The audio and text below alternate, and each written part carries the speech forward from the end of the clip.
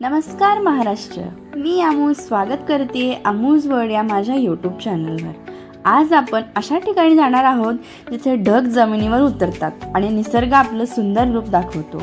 आज आपण जात आहोत लोणावळा घाटातून निसर्गाचा चमत्कार अनुभवायला, पाण्यात चिंब भिजायला आणि इतिहास आणि भक्ती याचा संगम पाहायला। आज ट्रिपवर फक्त आम्ही दोघंच नाही आहोत, तर आमच्या सोबत आज एक कपल देखील आहे। आज आपण करत आहोत लोणावळ्याची वन डे ट्रिप। चला तर मग पाहूया।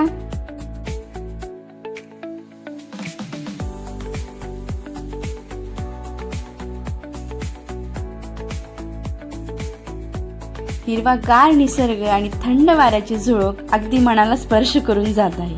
निसर्गाचा आनंद घेत गप्पा मारत मारत कधी लोणावळा घाट आला समजलंच नाही। निसर्गाचं हे मनमोहक रूप पाहून अगदी डोळ्याचं पारणं फिटलं। असं वाटत होतं आम्ही ढगाच्या अगदी जवळ आहोत। तेवढ्यात लक्ष गेलं ते एका छोट्याशा वॉटरफॉलकडं। सोने पे सुहागा म्हणतात ना, तसंच काहीच असावं। त्या हिरव्यागार निसर्गातून पडणारं पाणी अगदी सुंदर दिसत होतं।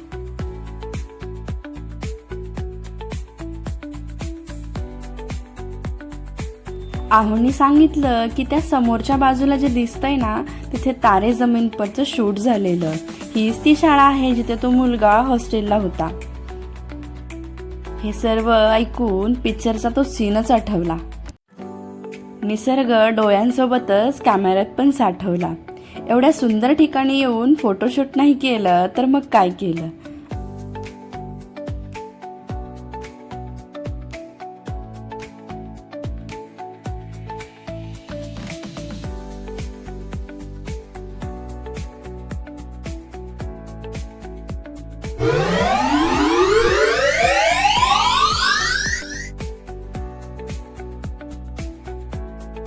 आमचं फोटोशूट आटपून आम्ही या घाटातील रायडरना बघत बसलो, कारण आमच्यामध्ये पण रायडर आहे बरं का। त्यांचं सर्व लक्ष त्या रायडरकडेच होतं। कोणाकडे कोणती गाडी आहे, कुठलं हेल्मेट आहे, कोणती बाईक किती सीसीची आहे, ब्ला ब्ला ब्ला। पण खरंच खूप मॉडिफाईड बाईक्स तिथे आलेल्या होत्या। त्यांचे स्टंट पाहून तर भीतीच वाटत होती।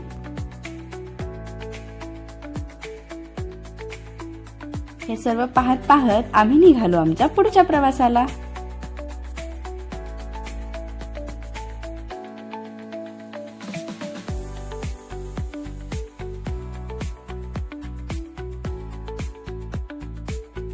आता आपण जातोय भक्ती आणि इतिहासाचा संगम पाहायला, म्हणजेच एकविरा मातेच्या दर्शनाला आणि कार्ला लेणी पाहायला। 500 पायऱ्या चढून दमछाक होणार म्हणून शॉर्टकटने वर आलो। कार्ला लेणी आणि तिच्या बाजूला आई माऊलीचं मंदिर अगदी प्रसन्न वाटत होतं। छान दर्शन झालं, मन अगदी शांत झालं होतं। नंतर लेणी पाहिली आणि लेणीच्या खिडकीतून जे दृश्य दिसत होतं ते देखील पाहण्याजोगं होतं।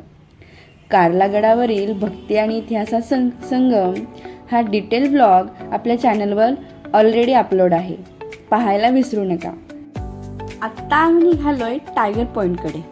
वाटेत पावसाने हजेरी लावली आणि वातावरण एकदम थंड झालं आणि आम्ही आमचे रेनकोट चढवले, कारण धुक्यामुळे समोरचा रस्ता सुद्धा दिसत नव्हता। कसाबसा रस्ता काढत आम्ही पोहोचलो, पण तिथे फक्त पांढरी चादर, काहीच दिसेना। मी आहोंना विचारलं, इथे टायगर दिसतो का?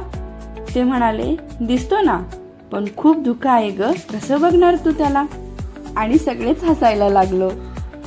पण त्यांनी नंतर सांगितलं, अगं हे जे डोंगर आहेत ना, हे वाघाने झेप घेतल्यावर कसं दिसतात तसं दिसतात, म्हणून याला टायगर पॉइंट म्हणतात। थोडा वेळ वाट पाहिली, पण धुकं काही जायला तयारच नाही।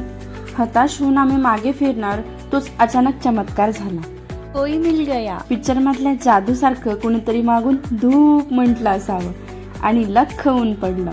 क्षणात सगळं धुकं गायब झालं आणि समोर उघडली ती हिरवीगार खोलदरी। काय ते मनमोहक रूप, जणू काही निसर्गाने आमच्यासाठी खास शो लावला होता। आणि या सुंदर वातावरणात आम्ही रमून गेलो। एवढ्या खोलदरीची भीती तर खूप वाटत होती, पण चिंता नव्हती, कारण सावरणारे हात आज माझ्यासोबत होते।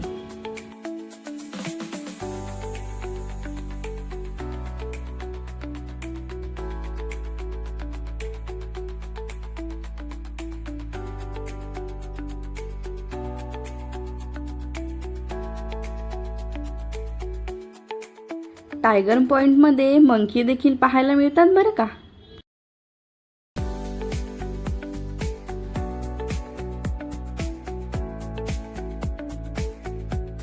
हिरवागार डोंगर, त्यावर ही पिवळ्या फुलांची नक्षी, त्याला थंडगार वाऱ्याची साथ आणि त्यात लाईफ पार्टनरचा हातात हात आणि त्यात भर म्हणजे सर्व मित्रमंडळी.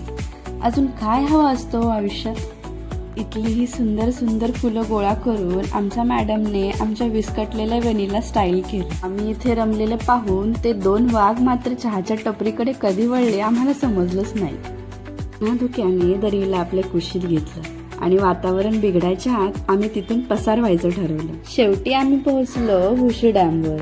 पायऱ्यावरून वाहणारे ते पाणी आणि लोकांची धमाल.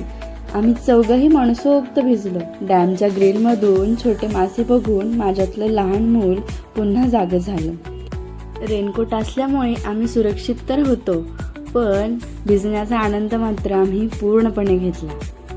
जिवंतपणी स्वर्ग पाहायचा असेल ना, तर या पावसात लोणावळ्याला नक्की भेट द्या. पुन्हा भेटूया एक नवीन व्लॉग सोबत. तोपर्यंत काळजी घ्या आणि प्रत्येक क्षण भरभरून. Bye bye.